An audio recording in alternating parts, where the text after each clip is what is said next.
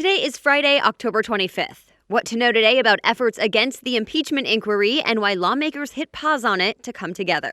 Also, we're talking about evacuations in California, some World Series drama, and robot taxi rides at the Olympics. Welcome to The Newsworthy. All the day's news in less than 10 minutes. Fast, fair, fun, and on the go. I'm Erica Mandy. Thanks so much for being here. You ready? Let's do this. Republicans are pushing back even harder against the impeachment inquiry. Politico reports this time it was Republicans in the Senate who introduced a resolution to condemn the inquiry, saying it's unfair and basically just an effort to embarrass the president without giving him a chance to defend himself. They're also still calling for a formal vote to authorize this investigation. Remember, a vote was never taken when this all started, and whether one is actually required is up for debate. Democrats say a vote is not needed, but Republicans and President Trump have been saying the inquiry is illegitimate without one. This resolution is pretty much just symbolic, but it shows the Republicans are doubling down against this inquiry. And the resolution came just one day after some Republicans in the House stormed a secure room where private testimony was about to happen, protesting what they called a secretive process. Well, Democrats are pushing back against all of this. They say Republicans are just covering up for the president and trying to distract from the damaging information coming out about his actions. In fact, critics are likely to say that about another investigation to tell you about now. Attorney General William Barr has been looking into what started the Russia investigation a couple years ago. And now NBC News reports the Justice Department has changed what was an administrative review into a criminal investigation. Yes, into its own past actions. They're essentially further investigating the investigators.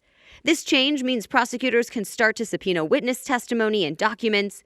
At this point, it's not clear what potential crime the Justice Department is looking into, but remember, it's all about that past probe that the president has called a witch hunt. To be continued.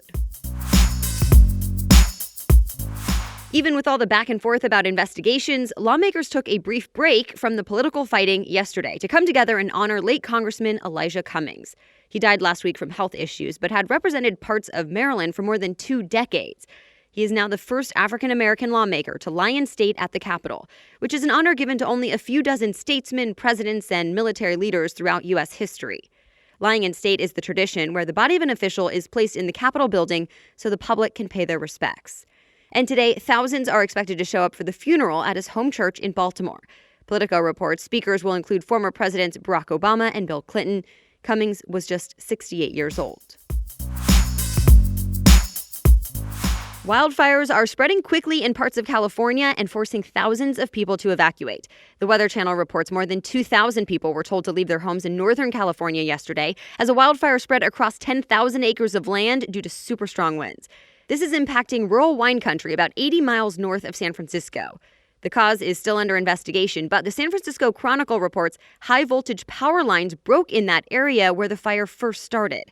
In fact, the state's largest utility, PG&E, told state regulators about that malfunction, even as that same power company worked to shut off power to thousands of people this week to try to prevent wildfires. Still, those power lines were operating at the time the fire started.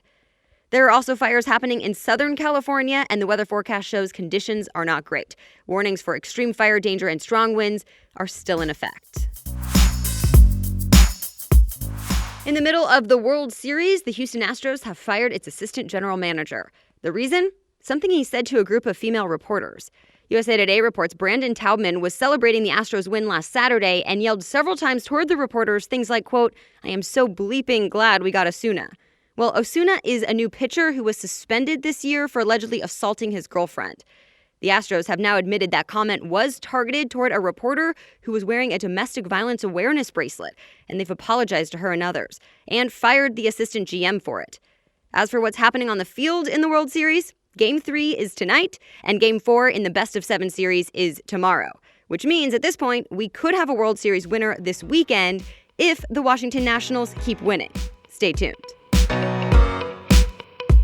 All right, we have more news ahead, but first, thank you to our sponsor today, Blinkist. We're all busy people, and so it can be hard to find the time to sit down and read and learn more about something. Well, Blinkist just made it faster and easier to do that. Blinkist is the only app that takes the best key takeaways from thousands of nonfiction books and breaks them down for you into just 15 minutes. From self-help to business to history, and the massive library on Blinkist is always growing. 8 million people are already using Blinkist, including me. I love learning new things, so Blinkist lets me fast-track my way to more information and self-improvement, and even gives me the choice to either read or listen. And when you sign up, you can choose from popular high-quality books like The Power of Habits and Start With Why. And right now, for a limited time, Blinkist has a special offer. Just go to Blinkist.com/news to start your free 7-day trial. That's Blinkist, spelled Blinkist, Blinkist.com/news to start your free 7-day trial. Blinkist.com/news. Now, back to the news.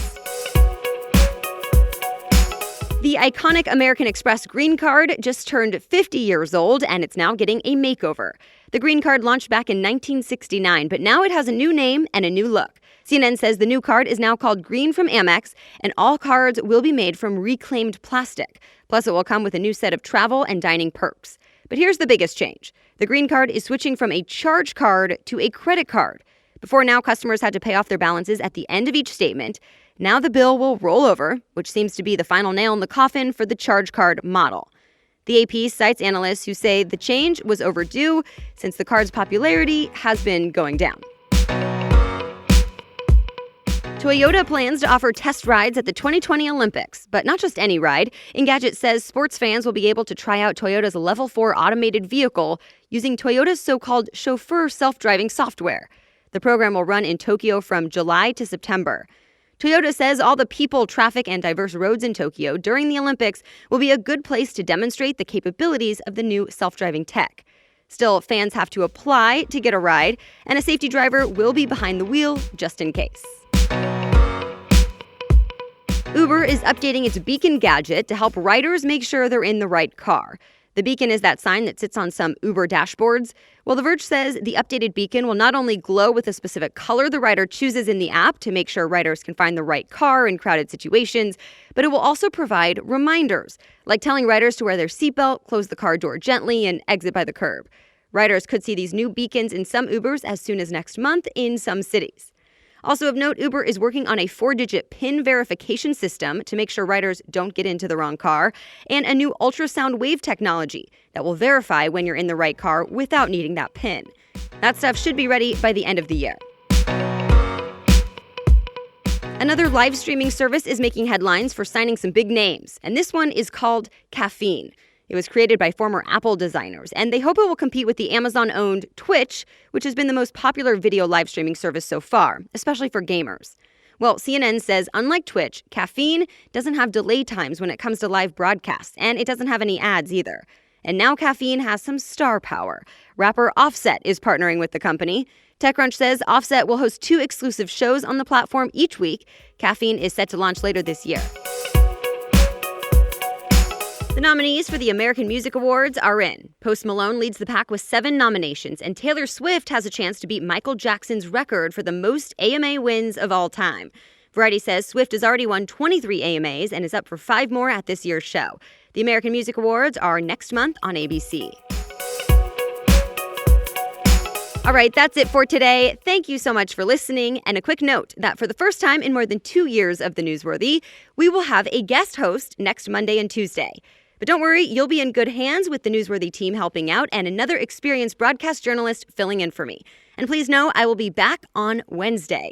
As always, you can read more about any of the stories we talked about in this episode right in today's show notes. Just go to thenewsworthy.com, click episodes, and look for today's date. We'll be back with more news on Monday. Have a great weekend.